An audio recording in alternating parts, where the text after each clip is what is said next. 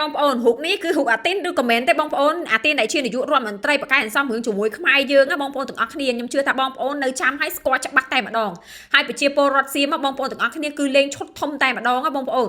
គឺលេងមួយឈុតចេញមកគឺមិនច្រឡំគេតែម្ដងបងប្អូនទាំងអស់គ្នាឥឡូវ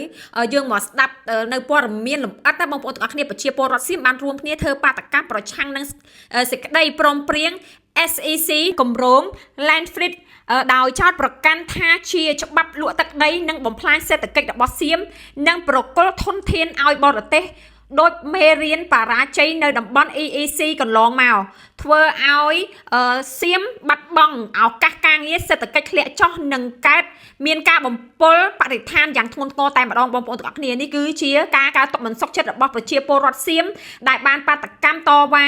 ហើយក៏បានដាក់រូបអនុទីនដែលជានាយករដ្ឋមន្ត្រីបកកាយអន្សំរឿងនោះជាលក្ខណៈបនខ្មោចផងដែរបងប្អូននេះបងប្អូនងាប់បាត់អីដឹងបងប្អូនបានប្រជាពលរដ្ឋសៀមយករូបយកមកដាក់អញ្ចឹងបងប្អូនសាំជួយតាមដានព័ត៌មានហ្នឹងមើលតើព័ត៌មានហ្នឹងងាប់ឬមិនងាប់ពិតឬមិនពិតបងប្អូនចាំជួយខមមិនចូលនៅក្នុងវីដេអូនេះផងអរគុណបងប្អូនទាំងអស់គ្នាសូមជម្រាបលា